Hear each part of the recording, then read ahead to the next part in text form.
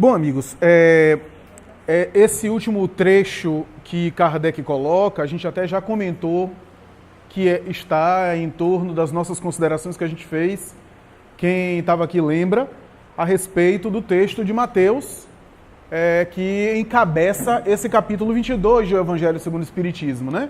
Faz parte daquele contexto cultural, a carta de separação, o divórcio que era legalmente constituído, né? A separação conjugal como era legalmente constituído na antiga Palestina, que vulnerabilizava principalmente o sujeito feminino, ou seja, a mulher, e por isso as colocações de Jesus, lidas ao pé da letra e com a mentalidade ocidental do século XXI, parecem estranhas.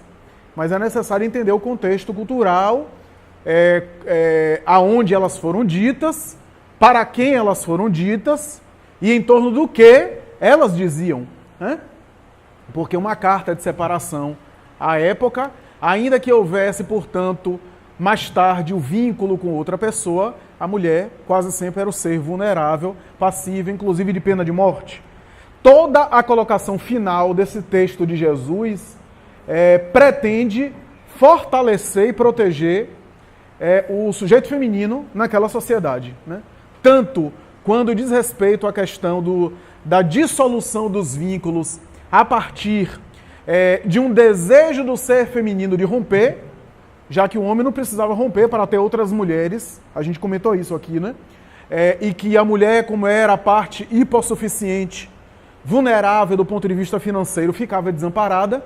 Daí a carta de divórcio era uma forma não apenas de protegê-la, mas também de resguardar a ela o dote, para que ela pudesse se manter financeiramente, tanto quanto protegê-la com fins de lapidação e de apedrejamento, caso houvesse, portanto, a dissolução do vínculo e o antigo esposo reivindicasse a sua pessoa como sendo propriedade dele, já que a mulher era quase que considerava um objeto do ser masculino, portanto, o dote tinha a ver com isso, com essa transação comercial, daí sujeita, inclusive, a complicações legais e a pena de morte, se configurasse assim uma acusação, portanto, de adultério. Então, essa colocação final de Jesus faz alusão a isso, a algo da época, a um contexto cultural, a uma lei absurda que ele coloca em cima do Torá a possibilidade de agir de maneira diferente, embora também expressasse uma lei temporária que para hoje não tem nenhuma finalidade, não tem nenhum sentido a gente pensar daquela forma, né? Senão conforme os laços de verdadeiro afeto, de verdadeira fraternidade, de vínculo verdadeiro, né? O tema divórcio é um tema desafiante, é um tema que, quando Allan Kardec escreveu, a maioria das culturas e nacionalidades da Terra não contemplavam a possibilidade de separação conjugal, é importante se falar isso. Kardec escreveu na região que era de vanguarda cultural e intelectual, que era a Paris do século XIX. Paris do século XIX era a cultura invejada, ambicionada e de vanguarda de todo mundo, né? Mas a grande maioria das culturas e dos países da Terra não previam a possibilidade de separação conjugal. Então, Kardec, quando escreve esse texto, ele antecipa, inclusive a legislação brasileira, a gente sabe disso. Chico Xavier tem um comentário muito interessante no Pinga Fogo de 1971. À época, ainda não havia lei do divórcio no Brasil, quando ele faz esse comentário, né? Havia a expressão de esquite e com todas as considerações legais dos magistrados e legisladores da época. Interessante é que, quando a gente fala em divórcio, separação, a gente fala num tema que invariavelmente é um tema doloroso. É um tema difícil de se tratar, porque a rigor, genericamente falando, a não ser naqueles casamentos de aparência, naqueles vínculos já planejados para separar, naqueles vínculos em que os dois se casam para aparecer na mídia e depois se separam para voltar a aparecer na mídia. Mas, via de regra, separação é um tema doloroso.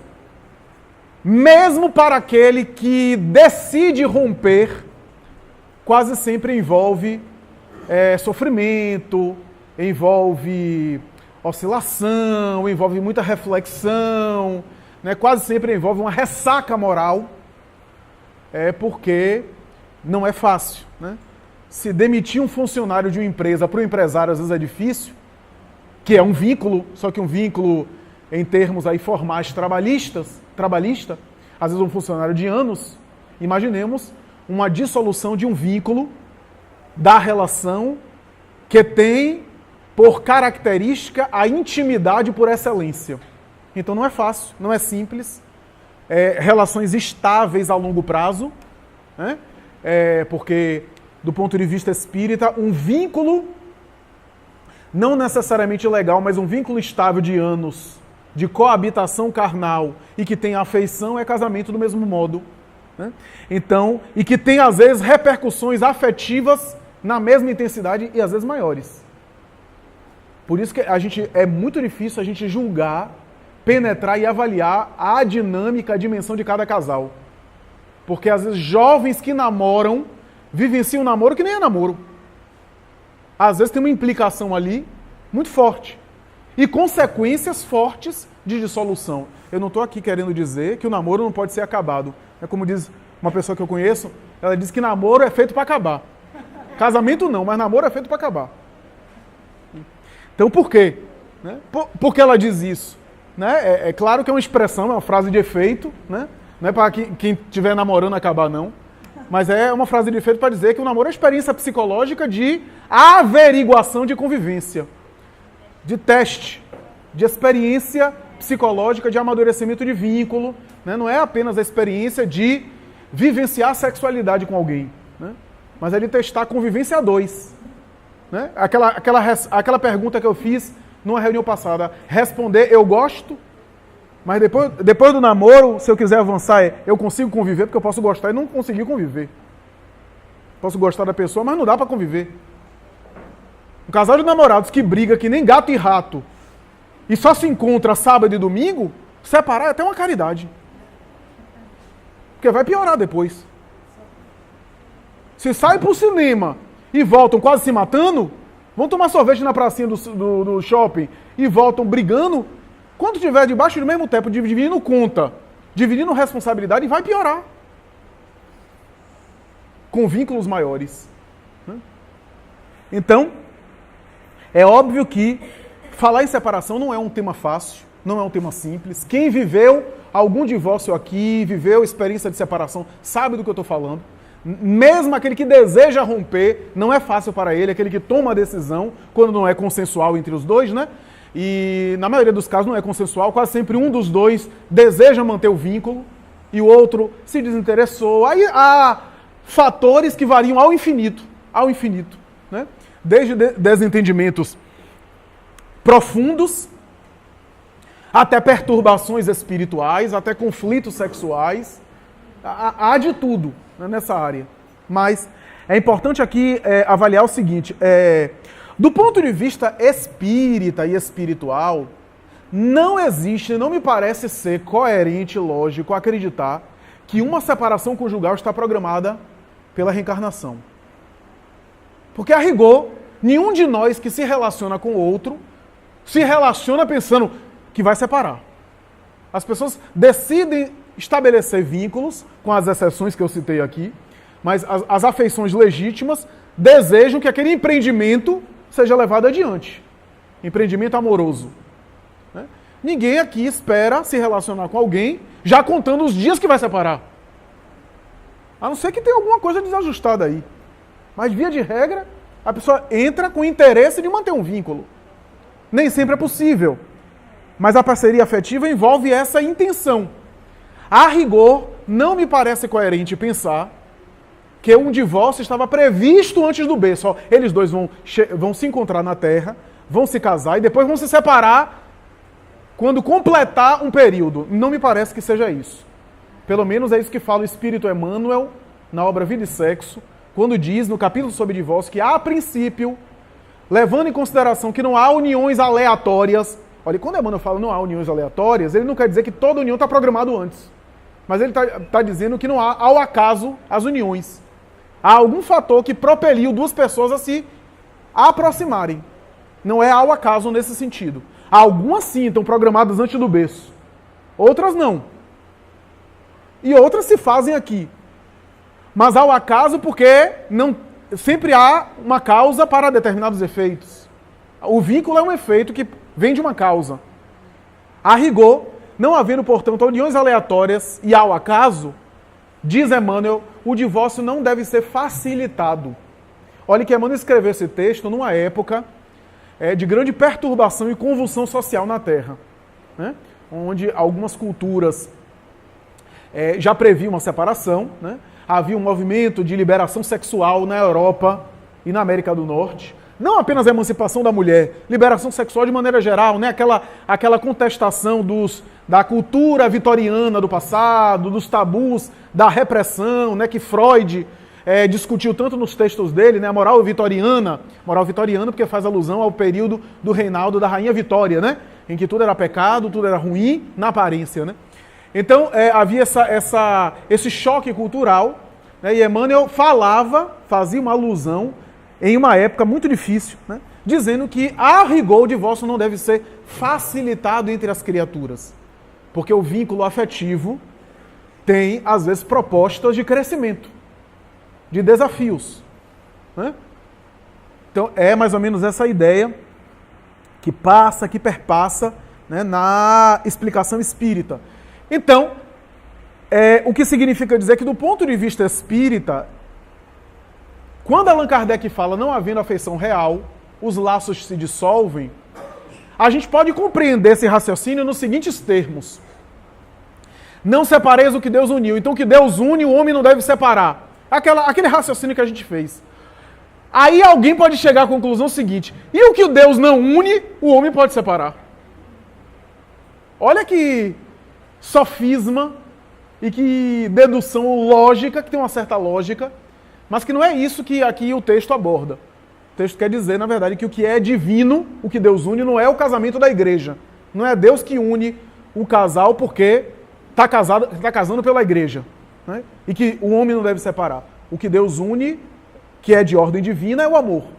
A afeição legítima faz duas criaturas se unirem. E isso que é de ordem divina.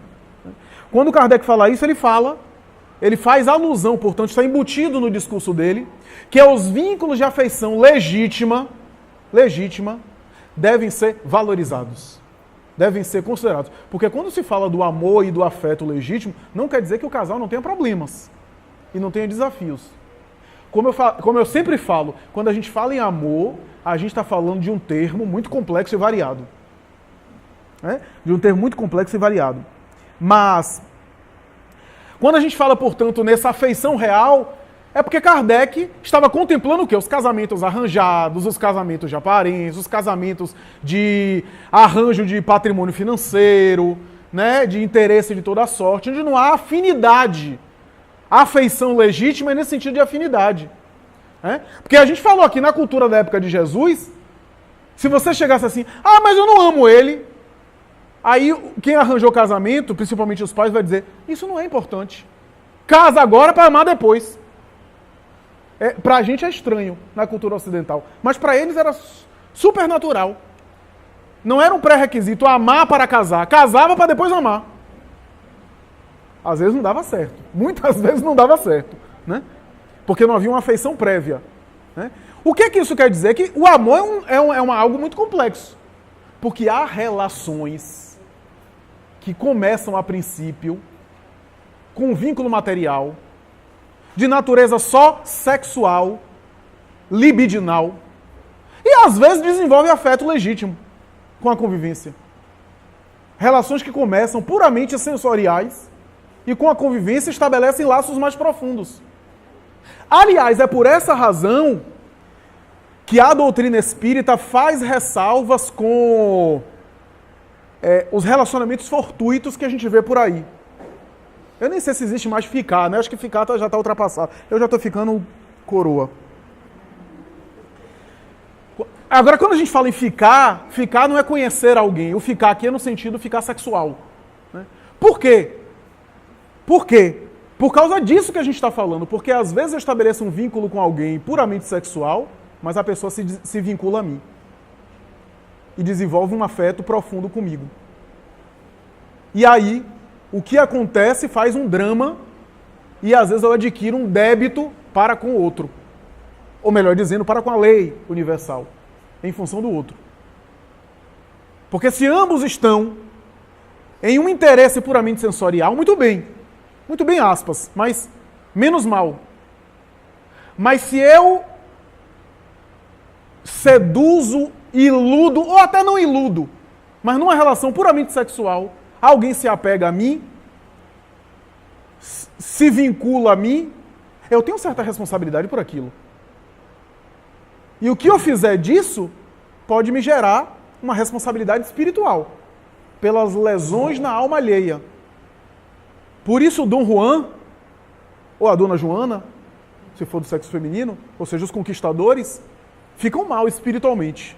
A gente vê assim, isso nos relatos, né, do ponto de vista mediúnico. Então esse é o cuidado que a gente deve ter. O que não significa dizer que a pessoa não possa ter a sua vida sexual, viver a sua vida sexual. Não estamos aqui num discurso de castração, de repressão e de falta de compreensão com as necessidades de cada um. Não é isso. Mas o cuidado com sentimentos alheios. É importante a gente ter essa preocupação. Então é por isso, há vínculos que se estabelecem sexualmente e gera afetos. E há vínculos de afetos que, claro, que tem uma possibilidade maior de dar certo, porque o afeto já é prévio, a afinidade já é prévia. E no empreendimento afetivo, às vezes vivenciam perturbações e dificuldades. Não está isento de um casal separar porque eles têm a afeição legítima. Às vezes acontece a separação, embora haja a afeição legítima. Por quê? Porque a nossa intensidade do amor que nós temos está diretamente proporcional ao nível evolutivo em que nós estamos. Quanto mais amadurecidos espiritualmente, mais amadurecido é o nosso amor. Antes de sair de casa, meu filho olhou para mim e disse: não amo você mais não, papai. Ele disse: por quê? Porque você não me deu a paçoca. Não quero mais beijo seu não, porque eu fui lhe cumprimentar. Então o amor que ele compreende é isso. Se eu ficar agora magoado com ele, eu tenho um amor tão infantil quanto ele. Eu dei risada. Aí quando estava indo para o elevador, ele correu atrás. E disse: para onde você vai? Ele disse: você sabe para onde papai vai. Ele disse: a palestra, né? Ele disse: é. Aonde? Sheila? Sim, Sheila. E disse: eu vou falar sobre o quê? Sobre Jesus. E Jesus é o quê? É papai do céu. Aí depois, doutrinariamente, eu te explico esse negócio, porque aí não é bem assim. Mas, quer dizer, é o amor que ele compreende, o amor que lhe agrada. Eu não dei o doce para ele, ele ficou chateado. E acha que ele não ama mais, né? Então, o amor está diretamente relacionado ao nosso nível de maturidade, de amadurecimento espiritual. Quando Kardec fala da afeição real, é claro que ele está contemplando tudo isso. Mas é claro que o tema tem complexidades. Tem muitas complexidades.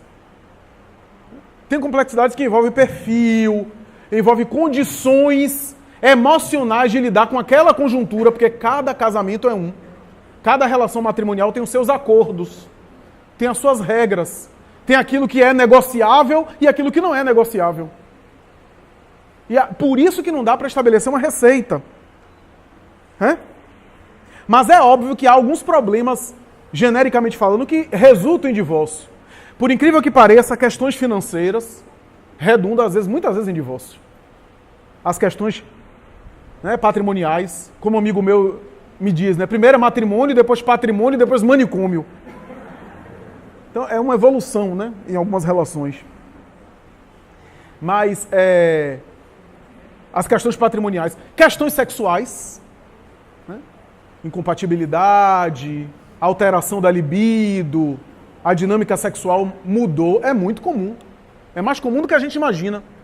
A insatisfação sexual de um dos cônjuges, o desinteresse, e aquilo, de alguma forma, ser elencado como motivo, como motivação para o rompimento de natureza conjugal. Especialmente quando o vínculo afetivo está com a sexualidade supervalorizada. Porque é óbvio que a gente tem que considerar que a dinâmica sexual não é a mesma no início do relacionamento ao longo dos anos. Então, é óbvio que o afeto vai se expressando de outras formas também, né? E também há um monte de desentendimento, especialmente desentendimento na convivência, né? Feridas afetivas, o dia a dia, os atritos, as mágoas mal digeridas, as marcas e a ausência de diálogo, redundando, portanto, em uma série aí de consequências, né?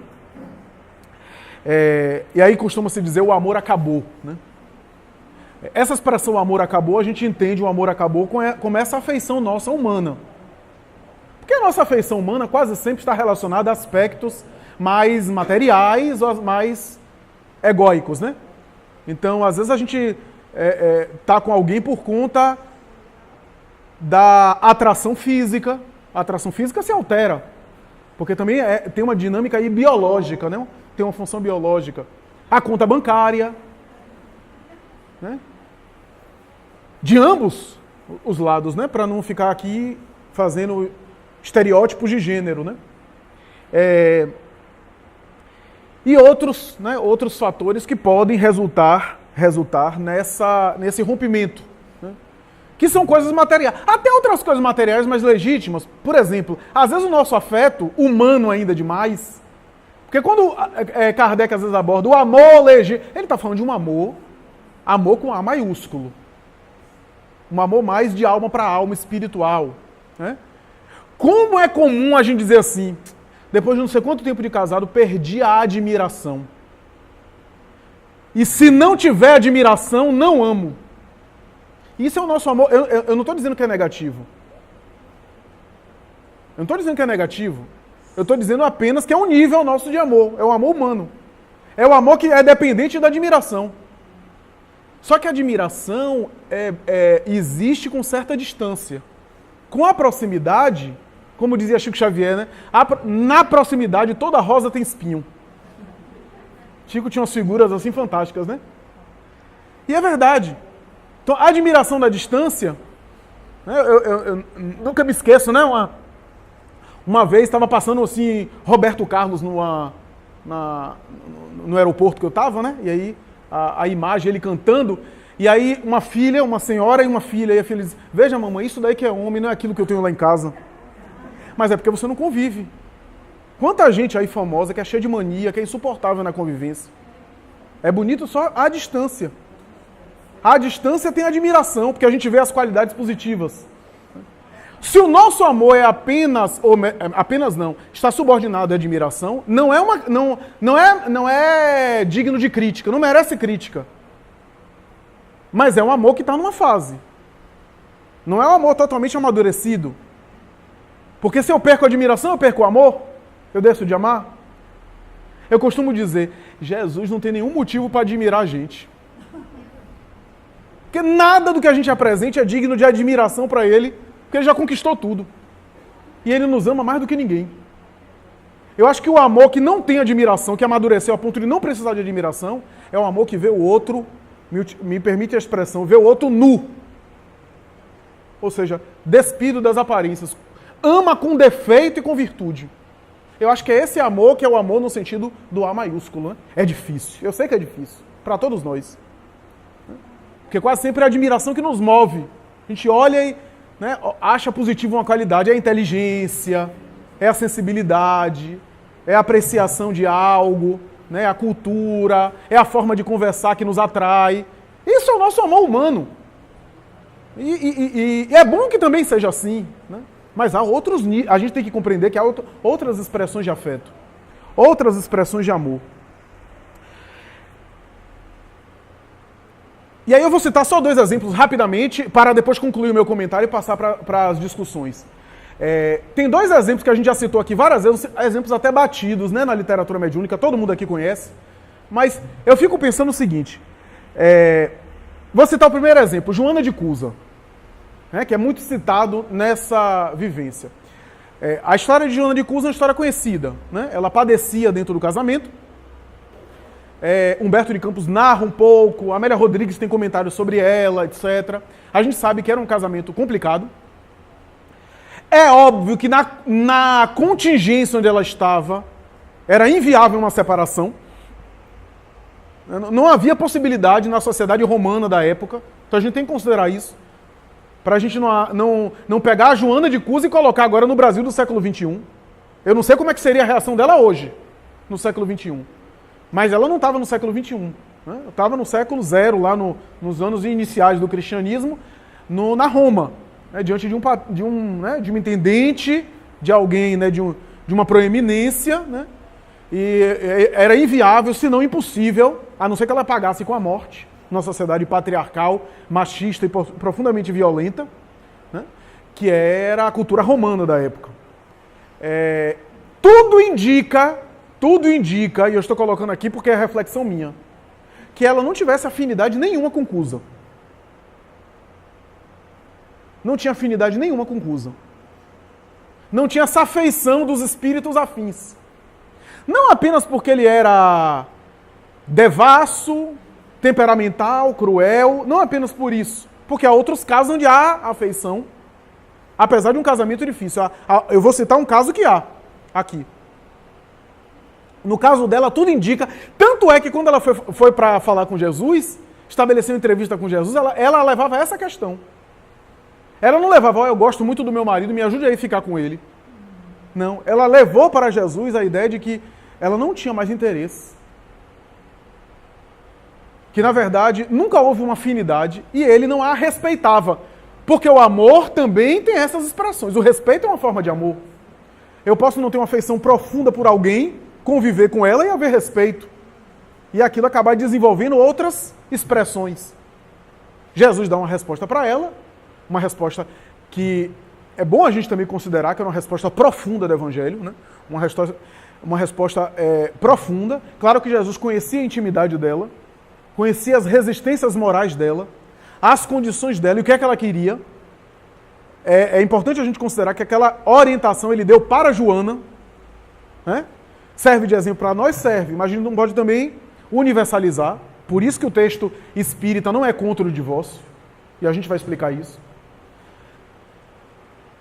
Agora, detalhe, se você parar para refletir, é provável não, é certo, eu tenho certeza, que ela mantinha vínculo sexual com ele, por conta de uma conjuntura, sem sentir absolutamente nada. Que coisa difícil deve ser isso. Que situação difícil. Né? Deve ser um desafio difícil. Você não ter afeto. E quase sempre na mulher isso acontece, né? Começa com a resistência psicológica pela forma brutal e cruel que às vezes o homem a trata.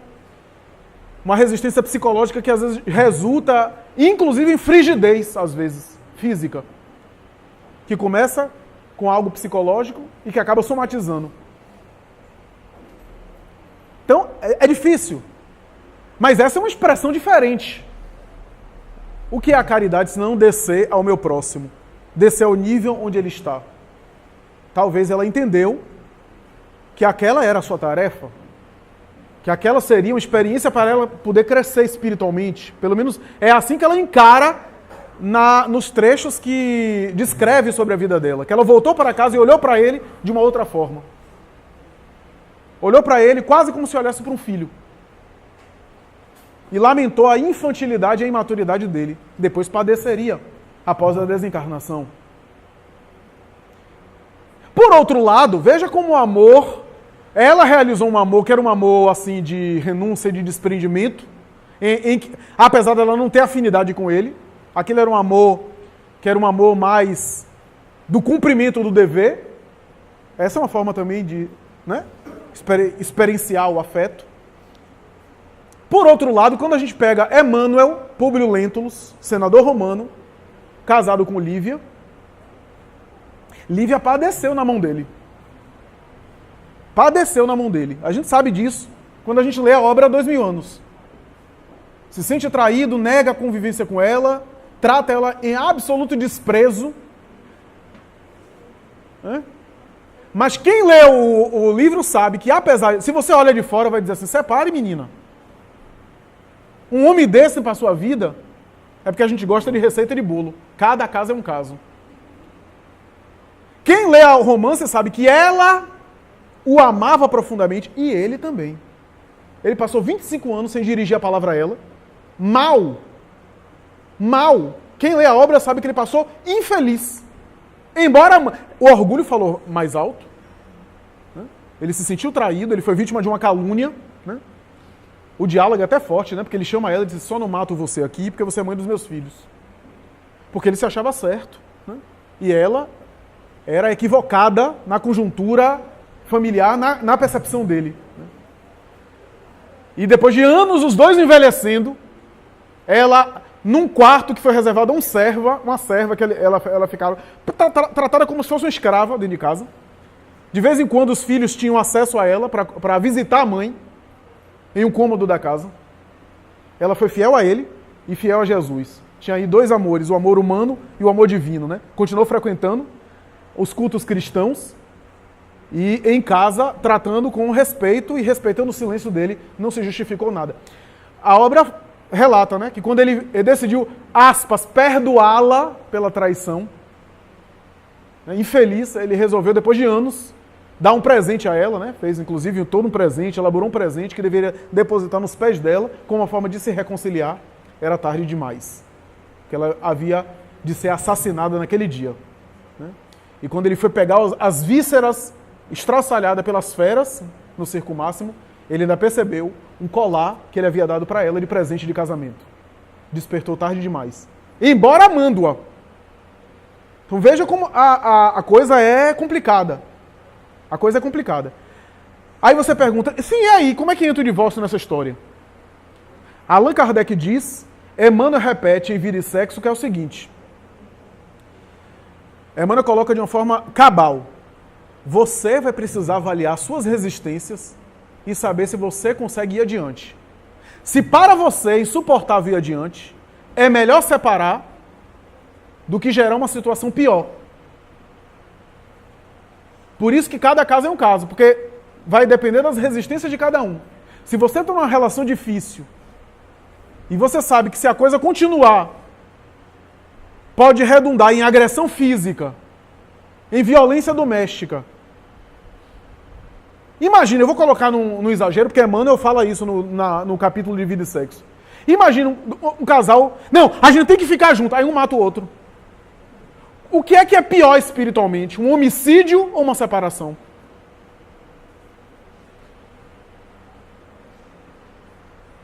Eu já vi uma pessoa, uma grande companheira de movimento, que ela me dizia o seguinte: eu vou levar esse casamento adiante até o fim.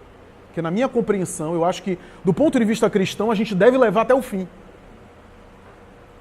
Realmente, ideal seria que a gente pudesse levar adiante, se é uma coisa de fase, se é uma coisa passível de tolerar, etc. E ela me dizia isso. Só que a situação foi tão grave que ela estava correndo risco de vida.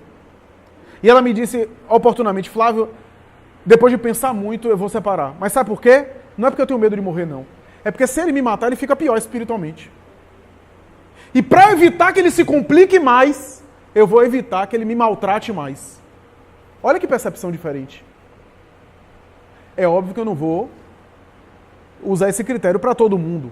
Como eu disse, cada caso é um caso.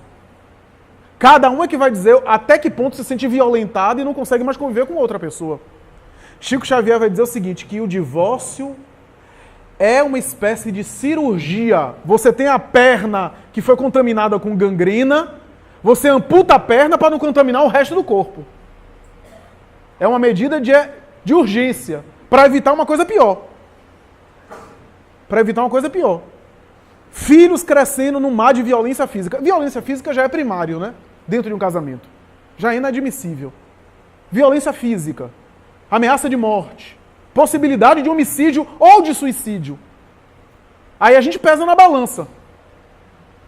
Emmanuel vai dizer, o ideal seria que a separação fosse consensual, para não gerar feridas no sentimento, que a gente se sente, que a gente converse, que a gente se separe. É válido que isso aconteça. Quando isso acontece, é o ideal. Se isso não é possível, que se faça com o máximo cuidado possível. Emmanuel vai dizer que aquela pessoa que é agredida no lar, se há uma pessoa que é agredida, que é vítima, ela tem às vezes um amparo da consciência que está fazendo aquilo para evitar algo pior, que ela tentou, ela tem às vezes um amparo da consciência, é óbvio. É claro que alguém vai perguntar, mas Flávio, e a dívida espiritual desse casal? Esse casal tem dívida, tem compromisso, e aí? Interrompeu, como é que é? Aí Chico costumava dizer, se você pega um empréstimo no banco, não paga, tem um tempo para pagar e não paga, você refinancia. Você faz refinanciamento, o banco te dá mais tempo para pagar. Por que na lei, no banco da providência divina, a coisa vai ser pior? Vai ser mais misericordioso ainda. Se eu rompo com alguém e se por acaso eu tenho necessidades espirituais ainda a regularizar com aquela pessoa, é óbvio que é muito provável que eu encontre essa pessoa mais cedo ou mais tarde, nessa ou em futuras encarnações. Seja com marido e mulher, louvado seja Deus, seja em outros papéis. Para regularizar a situação, se houver essa necessidade. Se houver essa necessidade. E enquanto isso, eu cresço espiritualmente, eu evoluo, eu amadureço, né? Para que eu encontre a situação em condições até melhores. Porque o outro também pode estar diferente. Pode estar numa situação diferente e melhor. A coisa é complicada, minha gente. Como diz uma amiga minha que frequenta aqui o Sheila, ela disse, Flávio, os benfeitores espirituais é que são sábios. Você já percebeu? Jesus não casou, Francisco de Assis não casou. E aí começou a citar os missionários que não casaram. Disse, pois é, Bezerra de Menezes casou, né? Allan Kardec casou. Ele disse, pois é, mas a maioria não casou. Eles é que sabem. Porque a coisa é complicada mesmo, né? Então há muitas nuances e é difícil estabelecer aqui, fechar um quadro com uma única orientação. Vamos passar aí para comentários, dúvidas, discussões.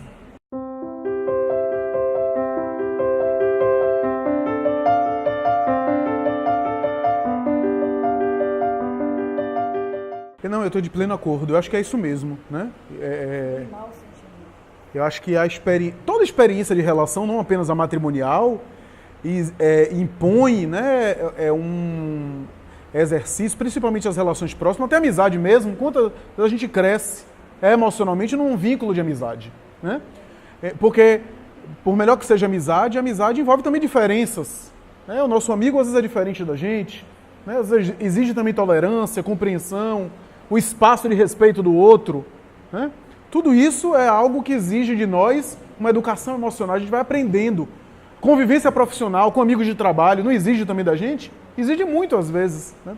Como a relação matrimonial é uma relação muito próxima, a mais próxima talvez, né?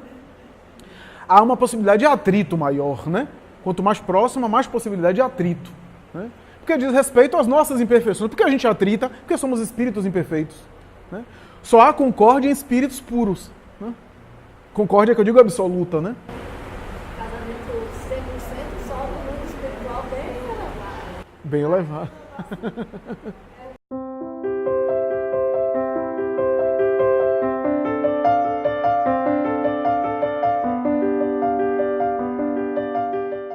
Precisa trazer esse mapa astral para cá, né?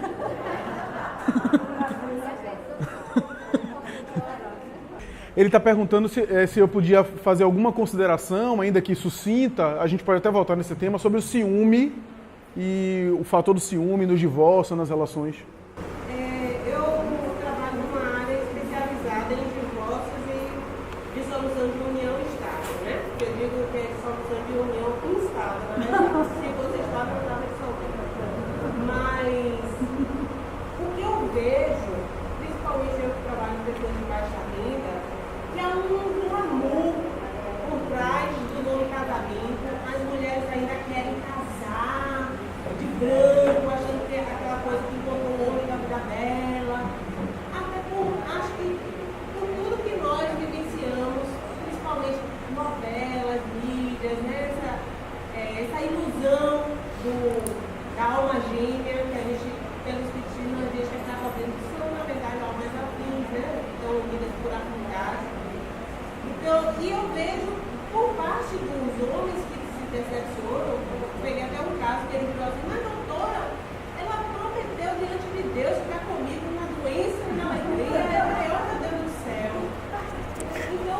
Ainda essa ilusão, né? E tem uma carga também de algo mágico. Eu vejo pessoas que enfrentam problemas de relacionamento, né, na união, e elas querem que alguém dê uma solução. Então, procura tarô, mapa astral, alguma coisa que diz assim, olha, mas ele era só pela metade. Aí a pessoa se importa mais. Se não disser isso, aí ela vai descartar. Tem efeito psicológico, é. Então, eu vejo que tem esses aspectos. O ciúme, quando envolve muito até violência doméstica, ou pelo que a gente tem, o ciúme eu acho que está muito mais relacionado com posse. A pessoa, ela quer possuir a outra, então ela quer controlar os passos da outra, quer controlar o que a outra faz. É mais uma metodologia de controle do que de sentimento. Entendeu? O tema do ciúme é um tema riquíssimo, riquíssimo mesmo, porque tem dolorido, tem nuances, né? Nuances que alcançam, por exemplo, história do indivíduo, história do sujeito, às vezes história infantil, né? Infância. Há demandas de ciúme que a gente vê, por exemplo, na minha atuação, na minha área profissional, por exemplo, traços de ciúme que remontam às vezes até a outra encarnação. Então tem essas nuances todas, né? Tem essas nuances que podem remontar, por exemplo, um trauma infantil, né?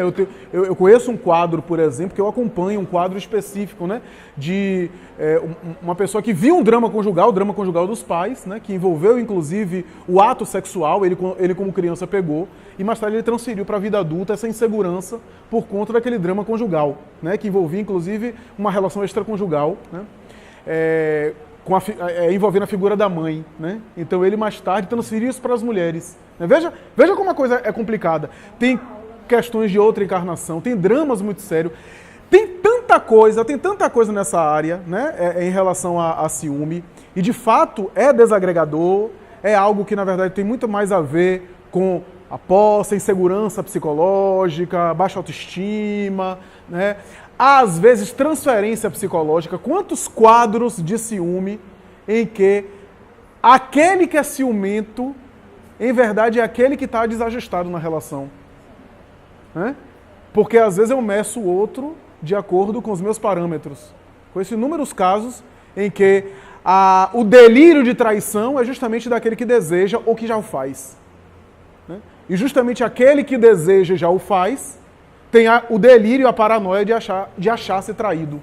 Ou considerar-se traído. Eu não estou generalizando, estou dizendo que todo mundo que é ciumento é porque está traindo, não, viu? Para depois não me virem tirar satisfação comigo, não é isso, não. Mas há quadros, há casos específicos onde existe isso. Né? A pessoa mais louca, mais psicótica do ciúme é justamente alguém que está com esses conflitos e aí transfere para o parceiro, né? Ou para a parceira. Né? Então, há uma variação infinita nesse sentido. Né? Só para concluir, a questão do casamento na espiritualidade é um tema muito delicado, é um tema muito complexo. Eu recomendo uma pergunta que é feita a André Luiz no livro Evolução em Dois Mundos, naquela segunda parte de Evolução em Dois Mundos. É perguntado a André Luiz isso, né? Sempre levando em consideração a proporção evolutiva dos desencarnados, quanto mais vinculado à experiência terrena no mundo espiritual, mas guarda a analogia com a vida de encarnado, guarda a semelhança, né? Há, claro, afetos profundos que se prolongam, não são vínculos conjugais como se dá no mundo conjugal físico, né? Mas que há, às vezes, vínculos que se assemelham a matrimônios, né? Mas é claro que isso guarda relação com níveis evolutivos, né? Níveis evolutivos.